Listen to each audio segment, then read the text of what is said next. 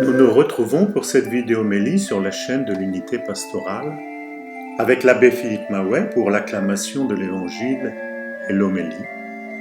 Et en ce dimanche du Bon Pasteur et des vocations, avec Anselme et Emmanuel, deux jeunes postulants à la communauté franciscaine Saint-Antoine, qui nous diront comment ils ont répondu à l'appel de Dieu et qui inviteront les jeunes à répondre à cet appel. Bonne célébration.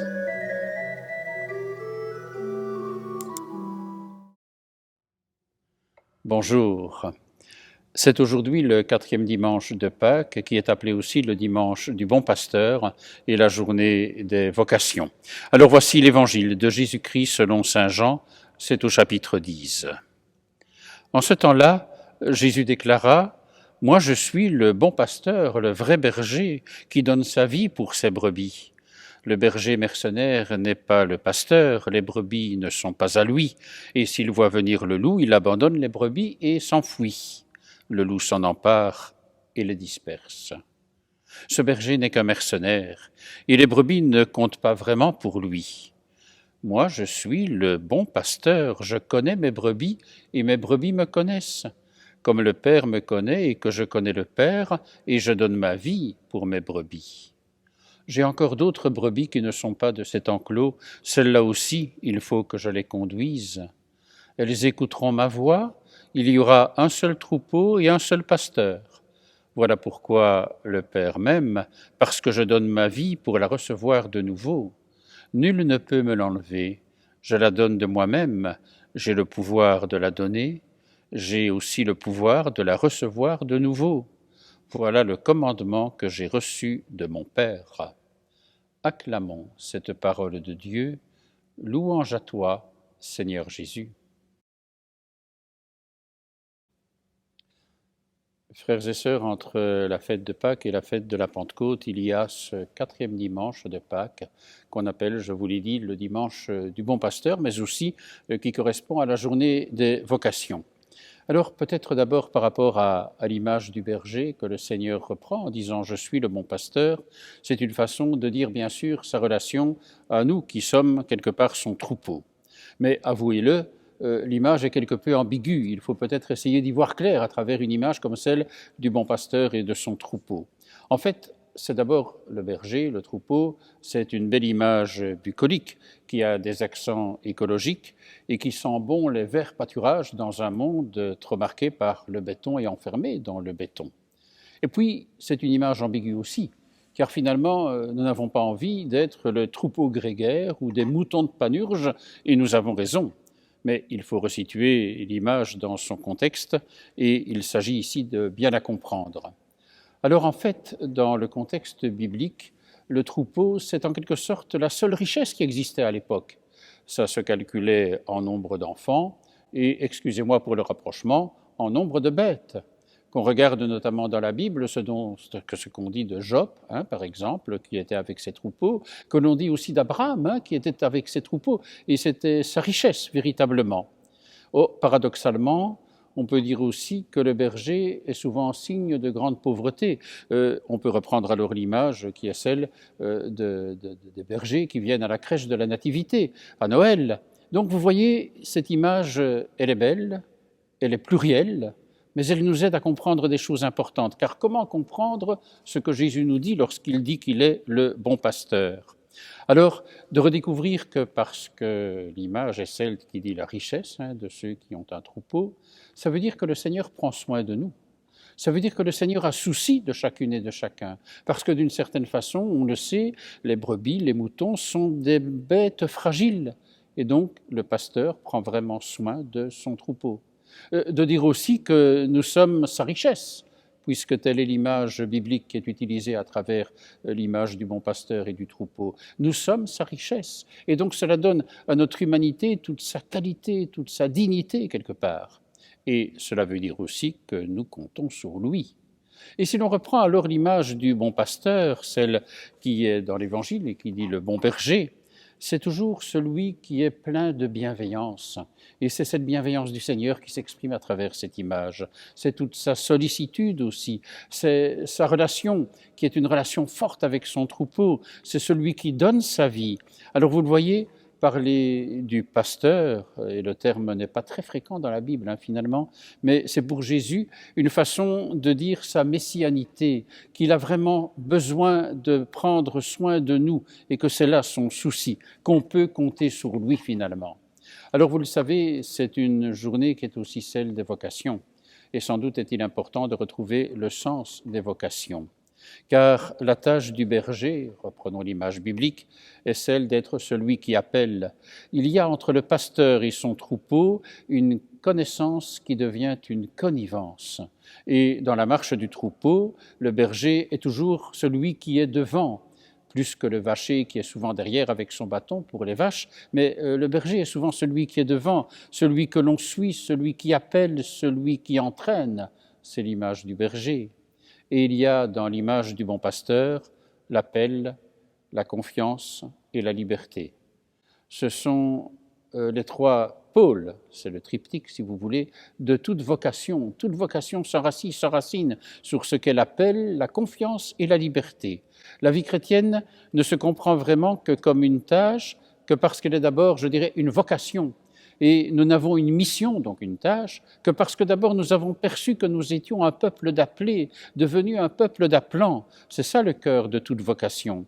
Dieu ne nous appelle jamais, c'est peut-être important de le dire, Dieu ne nous appelle jamais pour autre chose que ce pourquoi nous sommes faits, que pour notre bonheur. D'où l'importance du discernement.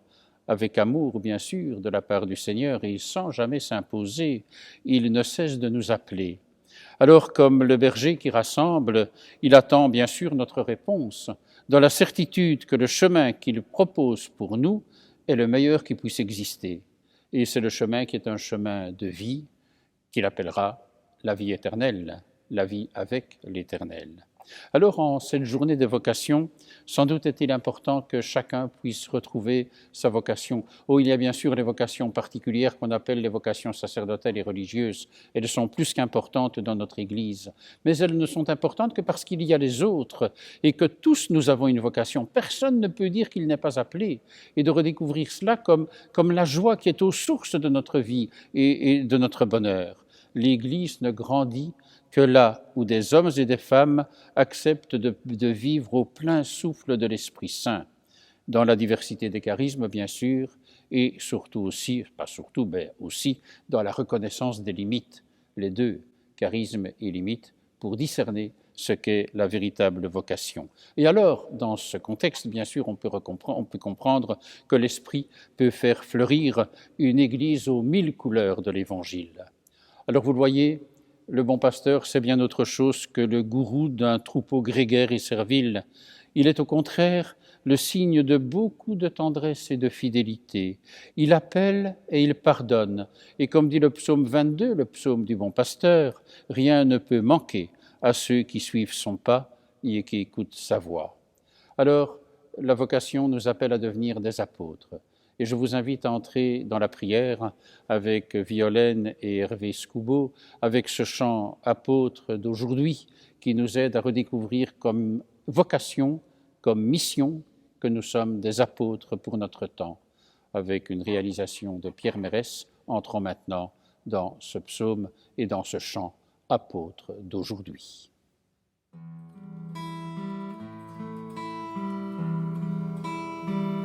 Tu crois que l'amour n'a pas de frontières.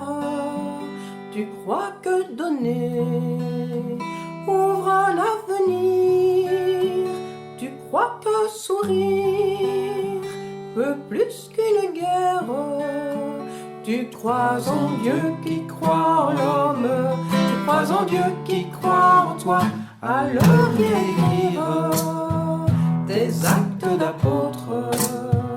Ouvrir une page à son esprit, alors viens écrire des actes d'apôtre, une page avec lui.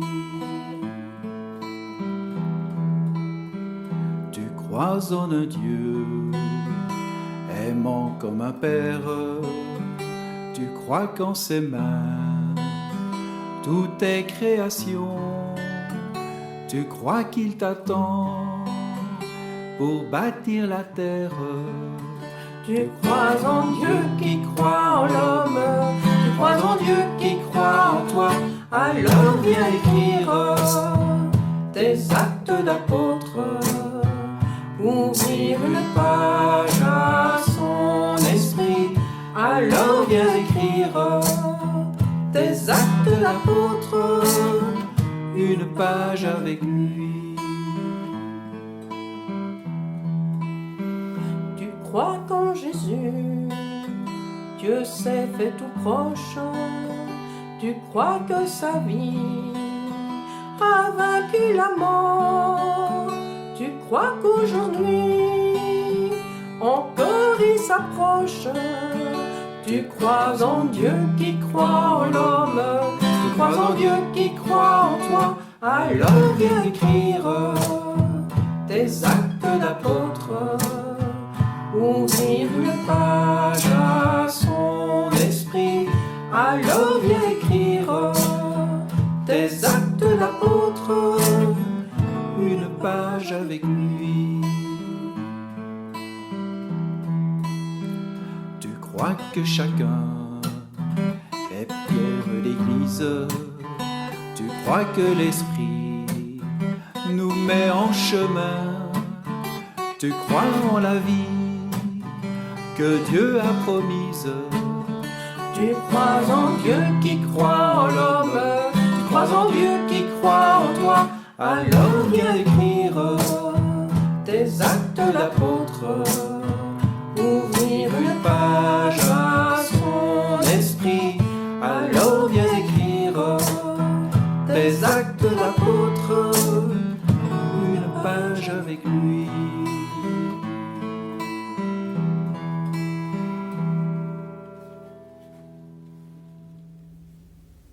Puissions-nous véritablement devenir les apôtres pour notre temps, les apôtres d'aujourd'hui.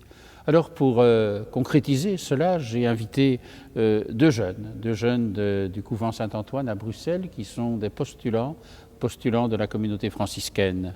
C'est Emmanuel Valentin et c'est Anselme Boissonnet. Ils nous disent maintenant leur chemin vocationnel dans une communauté qui compte 8 membres, la communauté Saint-Antoine, dont 4 sont des cheminants, des postulants, des novices, enfin ceux qui sont en chemin de vocation. Leur témoignage est aussi une interpellation. Bonjour à tous, nous sommes heureux, Emmanuel et moi, de venir vous rendre visite aujourd'hui en ce dimanche donc du Bon Pasteur, qui est ce dimanche donc des vocations. Je m'appelle Anselme, j'ai 30 ans et une fois dans ma vie, j'ai entendu l'appel de Dieu et depuis que je l'ai entendu, je le réentends régulièrement. Il s'avère que pour moi, en fait, je n'étais pas du tout parti dans cette optique de vivre une vie religieuse ou d'un appel vocationnel, puisque j'avais un travail, je dirigeais donc un home à Paris.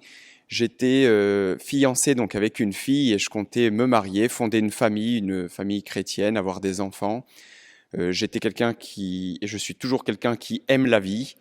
Et vraiment pour moi, c'était impensable de pouvoir être heureux dans la vocation religieuse ou dans une vocation sacerdotale.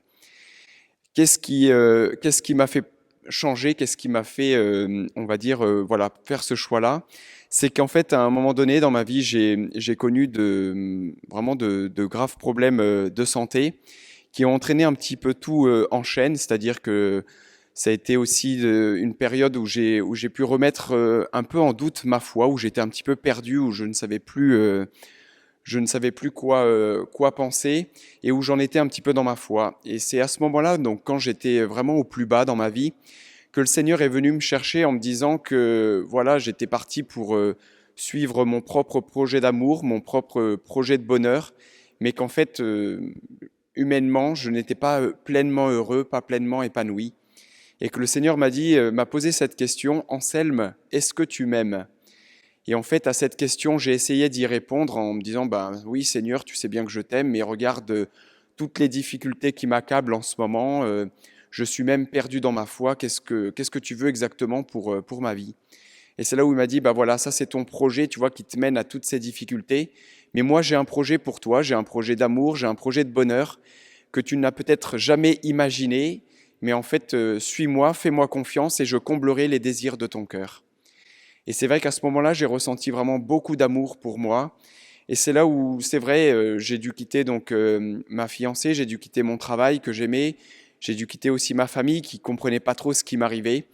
Et je peux dire vraiment maintenant, au bout de 3 ans depuis qu'a retenti cet appel, je n'ai jamais été aussi heureux dans ma vie qu'aujourd'hui. Et vraiment, je rends grâce à Dieu parce que quand il m'a promis qu'il comblerait les désirs de mon cœur, je peux vous dire qu'aujourd'hui, vraiment, je peux l'attester. Même humainement, je sens qu'il répond vraiment à ce pourquoi je suis fait, ce pourquoi j'ai été créé. Et bonjour à tous, moi je m'appelle Emmanuel, du coup comme m'a présenté Anselme tantôt. Donc je viens de l'île de la Réunion, donc je suis français d'outre-mer. Et moi aussi j'ai un parcours vocationnel un peu particulier, je suis actuellement postulant chez les frères franciscains. Et en fait, quand j'étais adolescent, et même un peu avant, en fait, je me posais la question de la vocation sacerdotale. Et il s'est passé plusieurs trucs dans ma vie et en même temps, enfin, j'ai essayé de répondre un peu à cet appel comme je le pouvais à l'époque, que j'étais servant d'hôtel et j'ai vraiment vécu une vie de foi en fait dans ce service que l'Église me proposait si j'en avais envie d'accomplir. Et en fait, il s'est passé plusieurs choses dans ma vie qui ont été un peu cruciales pour me faire, comment dire ça, prendre une décision. Et je pense que je vois vraiment la main de Dieu là-dedans. Il y a eu une période de crise de la foi un peu dans ma famille. Je ne vais pas entrer dans les détails, mais moi j'ai été très impacté et je commençais à perdre la foi. J'étais un peu dans un désert spirituel. Je continuais d'aller à la messe, mais je disais au fond de mon cœur au Seigneur que j'ai vraiment l'impression de ne plus croire en toi. Qu'est-ce qui se passe? Et en même temps, cette question de la vocation que je me posais tantôt, je laissais, en fait, j'ai mise complètement de côté. Et je me suis un peu renfermé sur moi-même. J'ai commencé des études en n'étant pas forcément très sûr de moi ni de ce que je voulais faire de ma vie. Et en même temps, j'avais une vraie recherche de Dieu. J'étais en faculté de théologie. J'ai passé 1 an. Et là, en fait, j'ai rencontré les frères franciscains. Je connaissais un peu Saint François d'Assise. Et en fait, la vie de François me parlait beaucoup. Et cette cohérence qu'il a avec l'Évangile, de proclamer qu'à travers Jésus, il a vraiment reçu la paix et la vraie joie. Il y avait quelque chose de très beau en fait qui m'a touché. Et voilà une dimension de l'amour de Dieu que j'avais déjà un peu reconnu en François. Et en rencontrant les frères, je commençais un peu à repercevoir ça, j'ai l'impression. Et puis il est arrivé un moment en fait où comment dire ça, j'ai été invité à une veillée de prière, une veillée de louange charismatique. Et là où en fait j'ai fait une rencontre très personnelle avec Jésus. Et en fait, c'était venu accomplir en fait tout ce que j'avais vécu en fait dans mon adolescence. Et ça donnait une réponse à cette crise de la foi que je traversais. Et comme j'ai été plus en phase avec Dieu et avec moi-même du coup, j'ai pu me reposer la question de la vocation et j'ai commencé un cheminement chez les frères qui m'a conduit jusqu'à aujourd'hui au postulat. Donc, je vous invite vraiment à bénir le Seigneur avec moi parce que il y a quelque chose dans mon appel personnel qui est en train de se creuser. Voilà, moi je suis très attaché à la personne de Jésus et je vous invite, si vous cherchez un peu votre vocation, à rester attaché à lui, à rester collé à lui. Voilà, donc qui nous sommes? En fait, on est donc 2 frères donc franciscains conventuels, donc au couvent Saint-Antoine de Bruxelles, qui se trouve au 19 rue d'Artois. Et donc nous sommes toujours en discernement, donc nous nous posons toujours cette question et nous essayons d'y répondre jour après jour, parce que c'est vraiment aussi un choix qui se rechoisit tous les jours et chaque matin. Ce oui qu'on a dit un jour, on le redit tous les jours. Et qu'est-ce que nous faisons en fait au couvent Saint-Antoine? Donc notre vie de franciscain est basée principalement sur une vie de fraternité. Donc on vit avec 4 frères et donc 2 autres postulants avec nous. Donc on a une vie de communauté qui qui est basée donc beaucoup sur l'accueil des gens. Donc c'est vrai, on a une grande pastorale auprès des jeunes. Donc on accueille voilà, des groupes d'adolescents, on accueille des groupes de 18-30 ans, mais également aussi voilà, un groupe de célibataires. Enfin, voilà, on essaye de diversifier vraiment la pastorale et de prêcher beaucoup par la force du témoignage. Comme vous disiez si bien, Emmanuel, la rencontre avec Jésus, cette rencontre personnelle, beaucoup de gens l'ont fait particulièrement au couvent à travers ben voilà, nos veillées de louanges ou nos réunions de jeunes. Et pour nous, c'est super important de témoigner vraiment de notre relation personnelle avec le Christ et en fait d'apporter cette bonne nouvelle à travers donc notre rencontre, à travers aussi ce que l'on vit tous les jours aux autres. Et je dirais aussi cette vie de prière qui est très présente donc au quotidien. Et bah voilà, comme tous les ordres religieux, c'est 3 temps. Donc il y a un temps le matin, un temps à midi et un temps le soir, ce qui permet vraiment de vivre notre journée vraiment en prière et dans la prière. Et que même à travers nos activités quotidiennes qui sont voilà, tout à fait matérielles, de vivre vraiment tout cela en présence de Dieu. Voilà. Après, il y a plusieurs manières aussi pour nous de rejoindre les gens dans cette mission, qui sont un peu concrets, dans le sens où on propose des messes évidemment au couvent et se crée un peu comme une paroisse, si jamais vous êtes intéressé et que les circonstances sanitaires le permettent, de venir nous rendre visite à notre couvent, qui est un peu notre pôle en fait au centre-ville de Bruxelles. On a une mission auprès des pauvres aussi. Tous les mardis, on propose une distribution de nourriture. Et ça montre un peu aussi la dimension que vivait Saint François de la proximité avec le Christ pauvre. Et ensuite, on voit que dans notre mission auprès des jeunes, on a un beau rayonnement. Voilà, on a attiré à un moment quand même des jeunes qui venaient aussi de France, dont nous sommes un peu les représentants, dans un certain sens. Et voilà, à travers, comment dire ça, des veillées ou encore des enseignements, comme disait Anselme, la prédication, on témoigne en fait de l'esprit franciscain vécu à la manière du couvent Saint-Antoine un petit peu. Et du coup, on propose de partager en fait cette vie évangélique que François voulait déjà asseoir dans sa vie fraternelle. Et peut-être ce que je peux vous partager pour terminer, c'est on a fait une belle expérience qu'on appelle d'itinérance en début d'année, c'est-à-dire qu'on part en fraternité, donc là on était donc les 4 postulants et un frère. On part sac à dos avec une tente, sans argent, sans nourriture, et on a fait donc Beaurain-Banneux, donc ces 2 magnifiques sanctuaires mariaux de Belgique.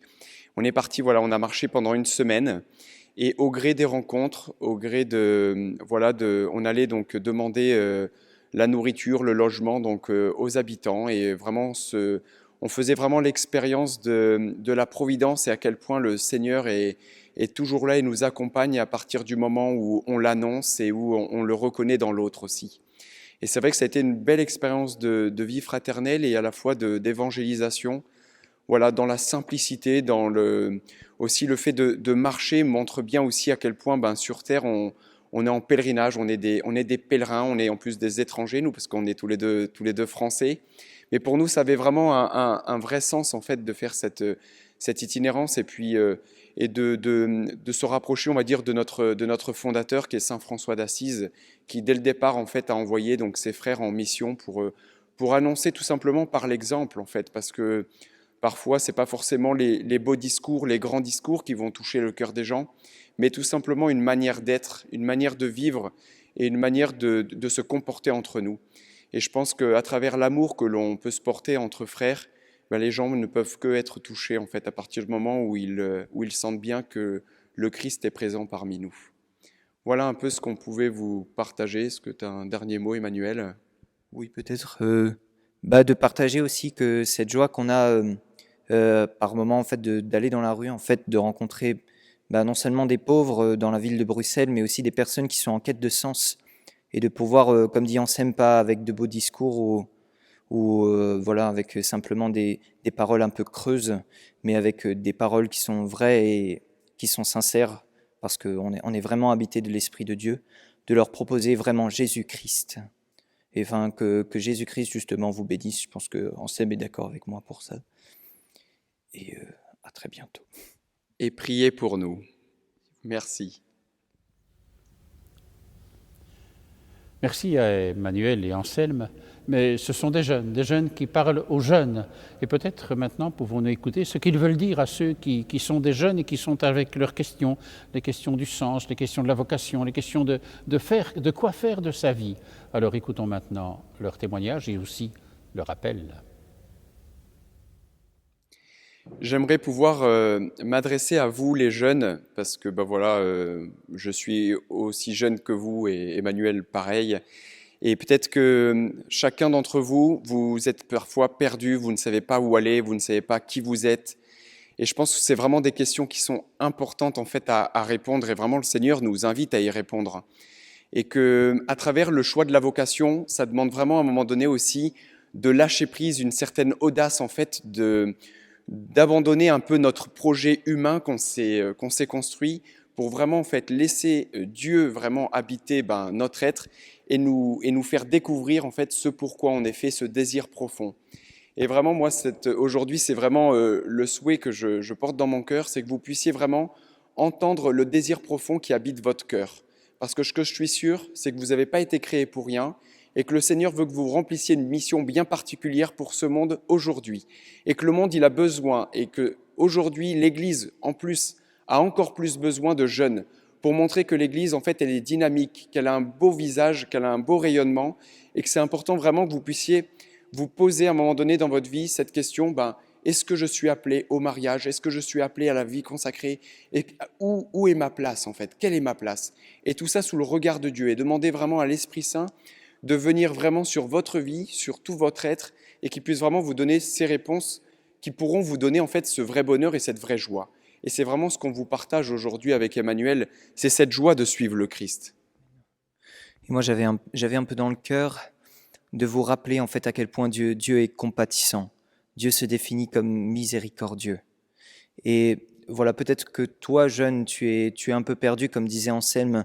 Peut-être que tu as été un peu comme moi en face de ta tristesse. Et moi, je t'invite en fait à pas te laisser enfermer, à te rappeler à quel point en fait tu es fait pour la joie. Parce que Dieu t'a désiré de toute éternité pour te donner sa joie. Et que les moments de tristesse sont des moments où en fait le Seigneur te regarde avec un regard bon, un regard de Père et un regard patient. N'aie pas peur. Parce que si tu reconnais en fait ton Dieu, il t'aidera à cheminer vers ta propre vocation. Il y a un désir propre qui est au fond de toi. Et parce que le Seigneur l'a mis en fait, il y a un petit feu, il y a une petite braise. Et si tu es en relation avec lui et que tu apprends à distinguer, à discerner, tu vas y arriver. Voilà, alors sois vraiment béni, jeune, qui que tu sois. Et voilà, que tu sois toujours accompagné par ce feu de l'Esprit dont parlait Anselme. Et soyez vous-même et vous mettrez le feu au monde. Amen. Merci à Violaine et Hervé Scoubeau pour le chant des apôtres, pour notre temps, vraiment un chant dans l'actualité de la journée aussi des vocations. Merci à Emmanuel Valentin et Anselme Boissonnet du couvent Saint-Antoine à Bruxelles pour leur témoignage. Et nous concluons par la prière en cette journée des vocations. Dieu éternel et tout-puissant, guide-nous jusqu'au bonheur du ciel.